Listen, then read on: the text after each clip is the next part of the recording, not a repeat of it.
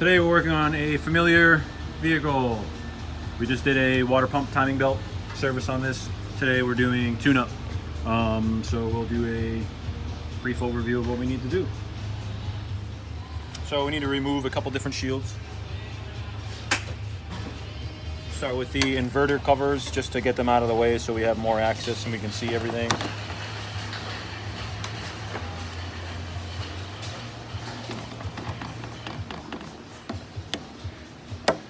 All these clips appear to be broken from previous tinkering with, so we'll hook them up with some new body clips.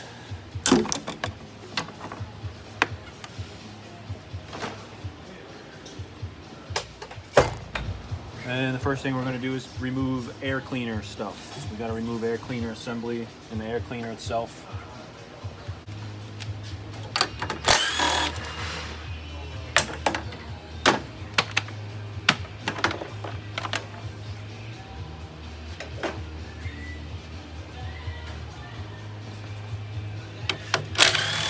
Most everything's a 10 millimeter on the air cleaner assembly stuff.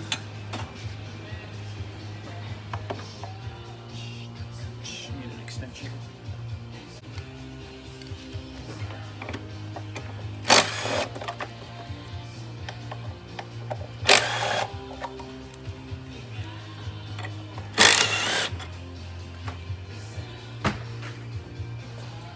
Give her a little wiggle. See where else we have some fasteners. We got a mass airflow sensor plug. All right, we got our mass airflow sensor unplugged. And we'll take our air inlet boot to the throttle body off. And we'll give her a little wiggle. All right, let's see. Looks like we're still caught up somewhere. Breather hose on the valve cover. I don't know if you can see.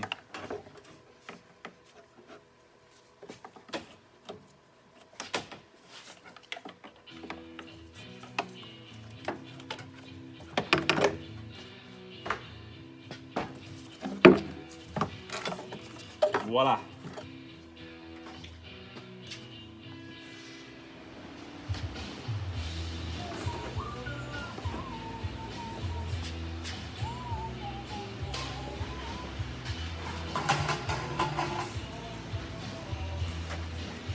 All right, the air cleaner removed. We have access to the front bank, but there's no access to the rear. The intake manifold is going to require removal in order to gain access to the rear spark plugs. We'll have to take off this strut tower bar as well too. Once we have this removed, then we can gain access to the rear plugs and actually replace the plugs on the rear of it as well. So you'll have to remember where a lot of these vacuum lines go, but I mean, most of them kind of just fall into place. I mean, if you really need to, you can take a picture and see exactly where things go.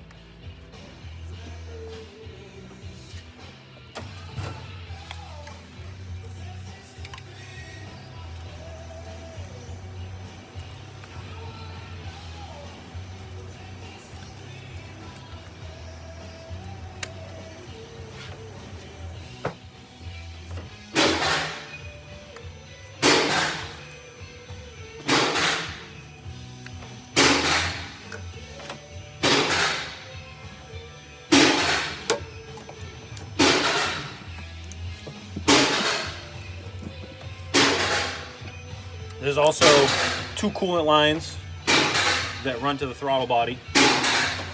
You'll want to take those off.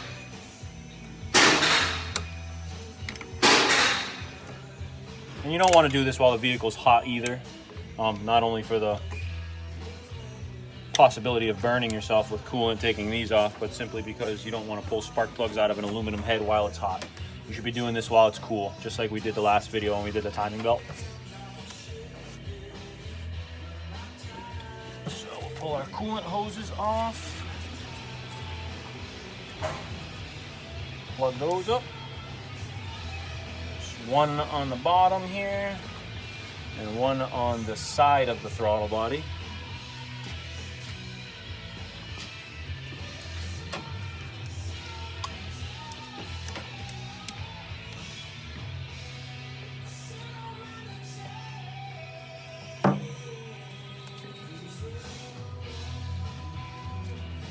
And just like we did on the last video too, we use some valve stems just to block our coolant tubes here. The last video we used it as well for brake fluid, I believe. There. The vacuum switching valve needs to be vacuum switching valve is on a bracket that's attached to the intake. This vacuum switching valve is for the evap system. We're just going to go ahead and remove two 10 millimeter bolts, and this bracket will come right off of here and out of the way. We'll take our vacuum line off the intake and we'll just set the vacuum switching valve assembly to the side.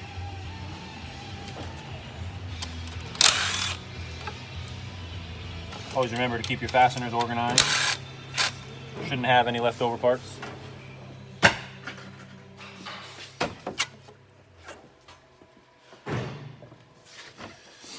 Now we'll go ahead and take our strut tower bar off.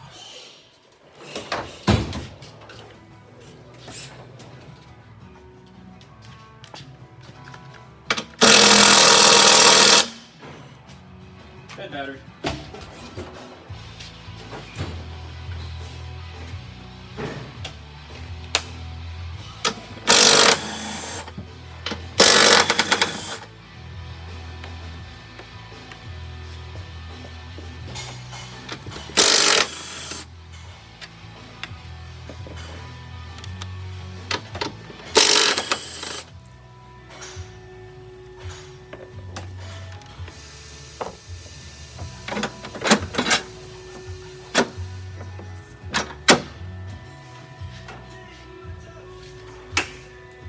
Gotta pry up on it a little, pop it off the strut bolts.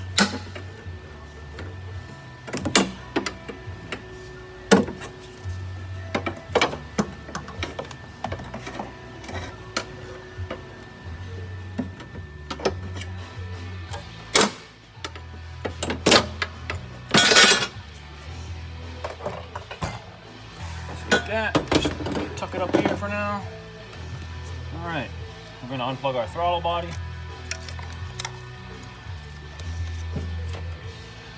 And look around here, see what else we got attached to it.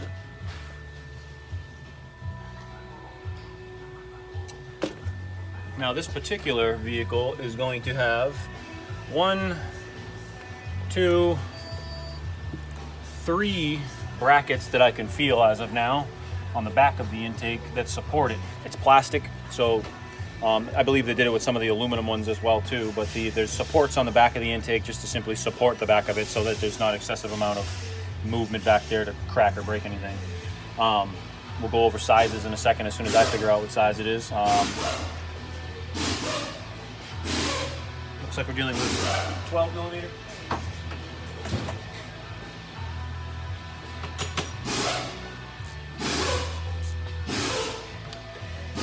Our first one's right behind the throttle body.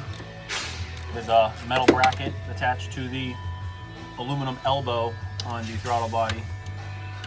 Throttle body elbow, I guess you would call it. A little 12 mil. Some of these can be a real pain in the ass to get to the rear. Actually get to those bolts. Feel the other one here, which I believe is either going to be the same size or 14. Most of the fasteners on these will be a 12 or a 14.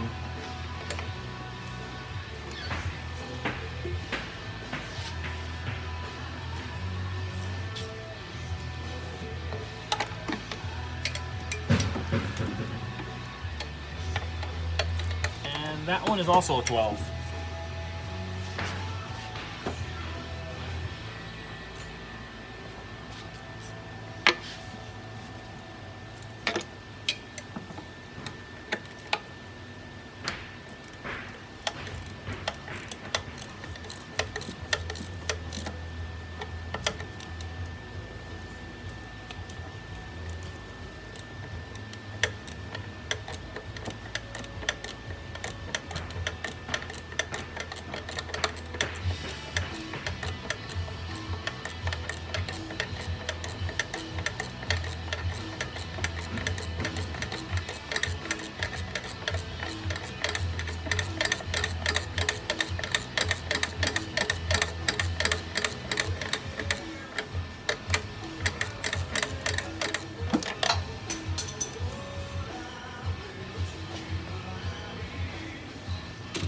drop my wrench.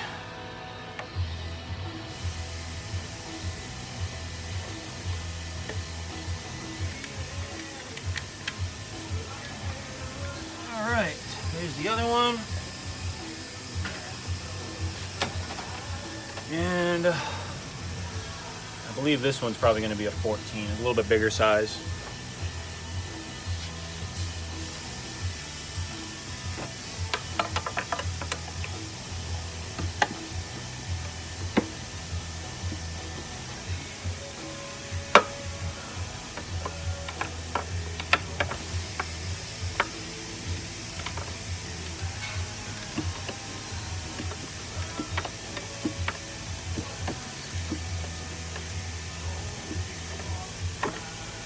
If you're lucky like I am, sometimes they'll break free and you can just, run them out by hand, unscrew. So far, the 3 brackets in the back have come out by hand once they were loosened.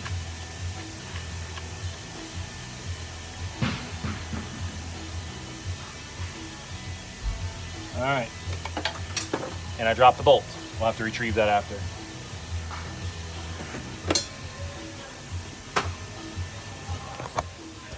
So here is the first bracket bolt that holds onto the back of the intake, supports it. The second that I took out was right in this area, straight back here and down. There's a 12mm bolt back here, and then right where this attaches, there's a 14mm bolt on the back of there that attaches to the back of the intake as well too. There's also a PCV hose that's going to connect to here. When we take it off, they usually just slide off, but when you reinstall this, you want to make sure you don't forget to install that or you'll have a huge vacuum leak. All right, so we will continue. Now, I believe we've gotten all the support brackets off the back loosened, uninstalled. What we're going to do now is loosen the actual intake bolts, and we'll feel whether or not those are actually the only ones attached to it as of now. And hopefully we can just pull the intake right up once we get those 1, 2, 3, 4, 5, 6 bolts out. We have a little bit of crud in one of them, so we're going to have to clean it out a little.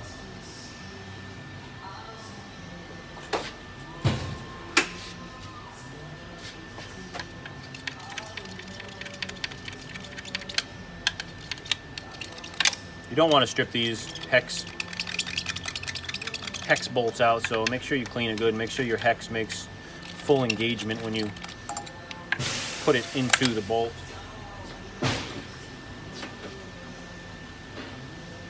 And we are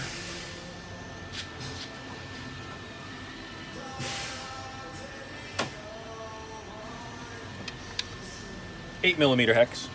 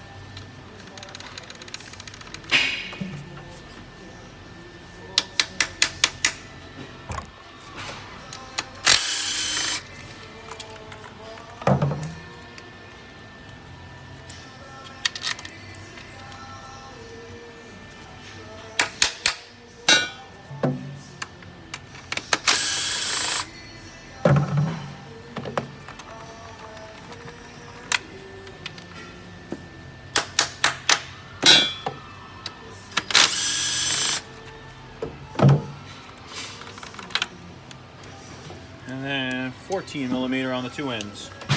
There's also a 10mm ground strap that needs to be removed as well, which is right here.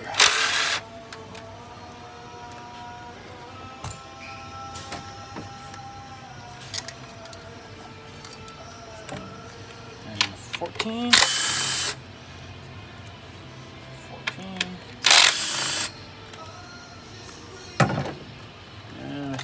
Take this whole bracket right up, and we'll set the bracket to the side, put the bolts in it. And let's see if our intake's ready to come off. And it looks like we are good. The PCV hose in the back on the back of the cylinder head is on there, kind of keeping it. We'll pull that off. It feels like we still have something attached, so let's figure it out.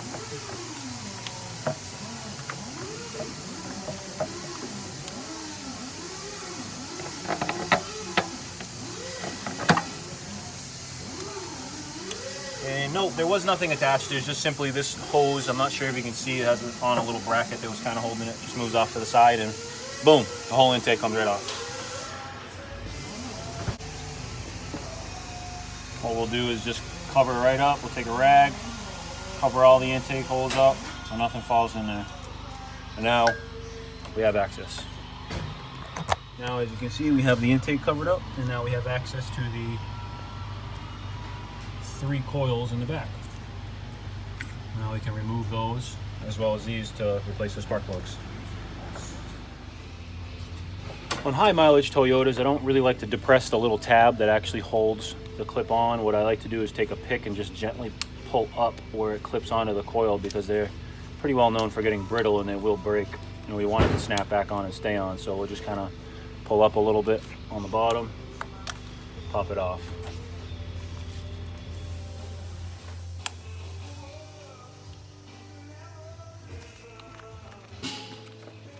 And the connectors will come right off. And we'll take each coil out.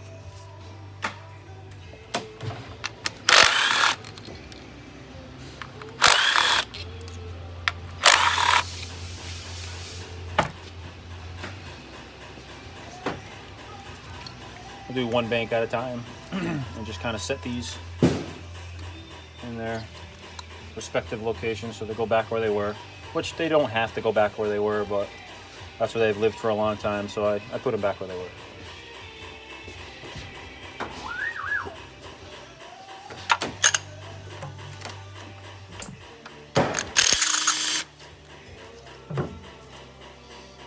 And as you can see,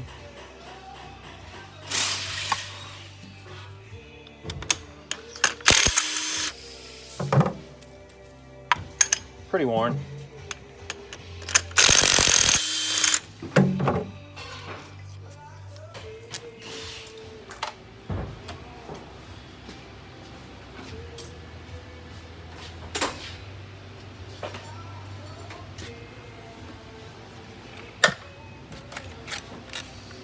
These are the spark plugs we're installing, and pretty sure they're wrong. So when you do pull the spark plugs, you may or may not have original ones in there, but you do want to pay attention to what was in there. I mean, if it was running fine, then maybe you should stick with those plugs, but you always want to look at manufacturer specifications and determine exactly what spark plug should be in it. For instance, there's supposed to be an iridium spark plug in this. My parts supplier sent me the incorrect plug. It was just a basic copper core plug, which you don't want to put in a vehicle that's supposed to have an iridium. You'll be chasing a ghost if you end up with misfires and you don't know. So put the right plugs in it.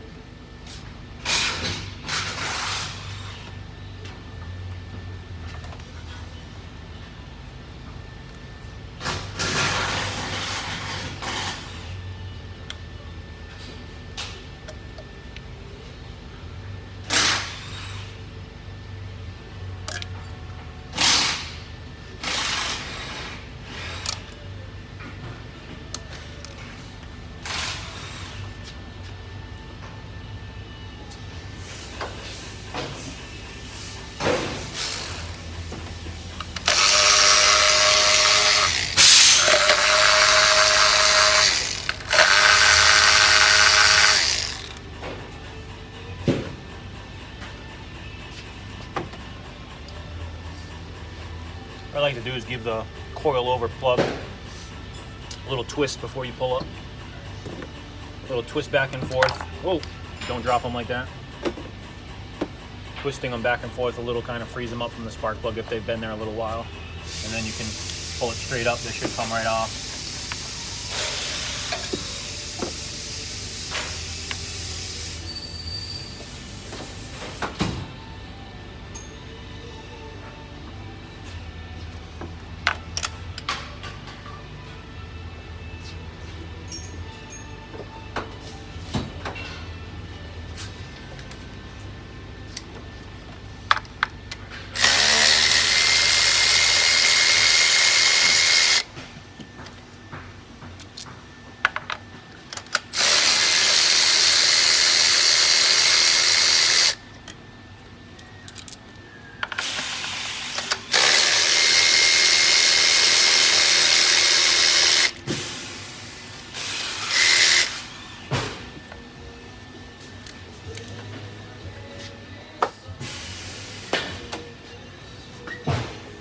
So I guess what we'll do while we're waiting for the correct spark plugs, let's take a look at the intake. You want to make sure you obviously don't get any debris or foreign matter in here. Whenever you have this off, it's always a good idea to replace your intake manifold gasket.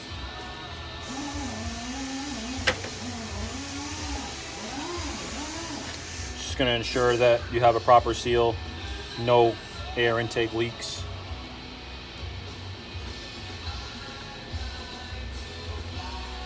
These are nice. This particular one is just a matter of popping an O-ring out, putting an O-ring in. You know, if you see if it's excessively dirty or excessively oily, you might want to clean it up.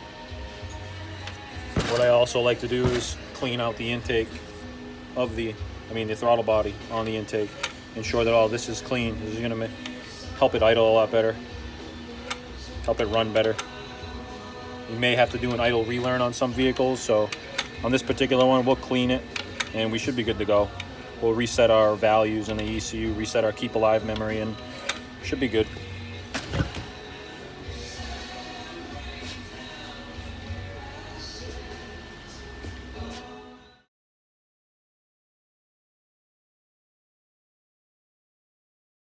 So what we do is we just open this up and clean around the bore. You don't want to physically spray any liquids down here and end up with a puddle, potential backfire situation or flame situation. You just want to take a rag, spray a little bit of brake clean on it or whatever you're using for a cleaner, and just wipe it up by hand.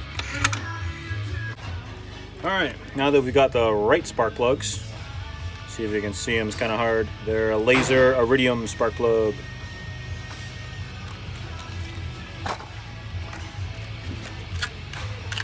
These particular plugs come with a sleeve on them. You do not need to gap these. There's a very sensitive iridium electrode on the end that can actually get damaged if you try to gap these. They come from the factory with the sleeve on and they're pre-gapped. There's no need to gap these. I took them out with electric ratchet in my electric impact, which really isn't recommended, but we're not going to cause any damage providing the engine is cold. Putting them in, you should be putting them in by hand. You don't want to smash these things down and crack them or strip any threads, so these should always be put in by hand.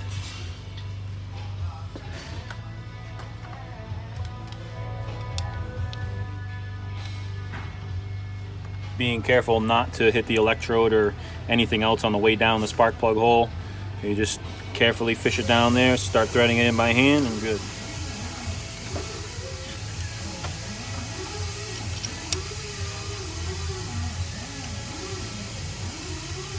And we'll do all 6 like this. And then we'll tighten them up by hand.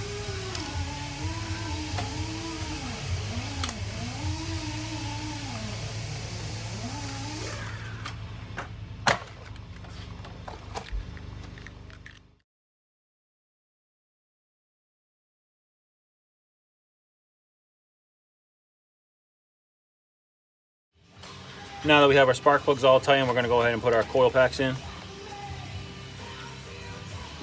Always like to put a little bit of dielectric grease on the ends of them. All 6, and then we'll install.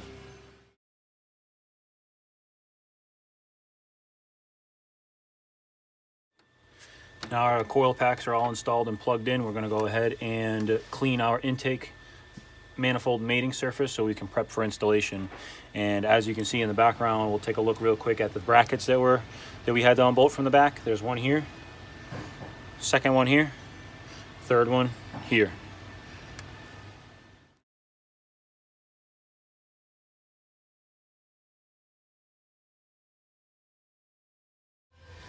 All right, now our intake manifold mating surface is clean. All of our spark plugs have been installed. Our coil packs have been tightened, or installed, tightened, and also plugs plugged in. Don't forget to plug in your back coils. You'll regret not plugging these in if you do.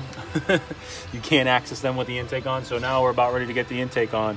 We've already put our new gasket on, and we clean our throttle body as well too. So we're going to go ahead and start to install our intake manifold. You see me remove it, so I don't think you need to see it. In a real-time video, what we'll do is more than likely a time lapse of installing it.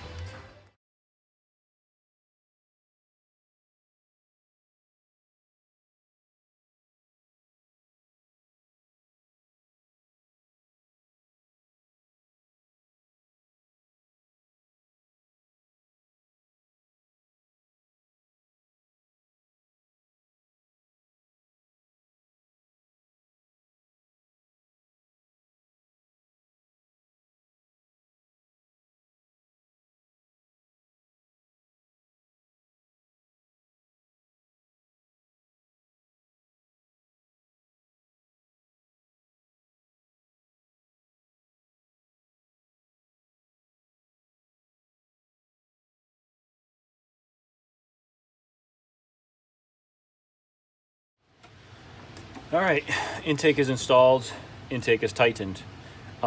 Quick tip, if you didn't notice, when you put your intake on, install the 3 support bolts prior to tightening the actual intake bolts. This will allow you to line those up a lot easier. You're not fighting against the bracket.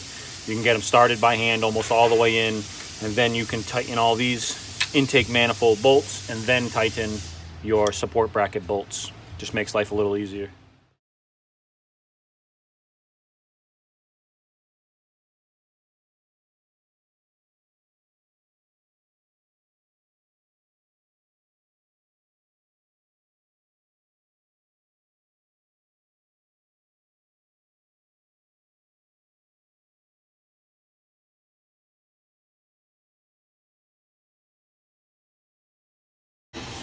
She's back together.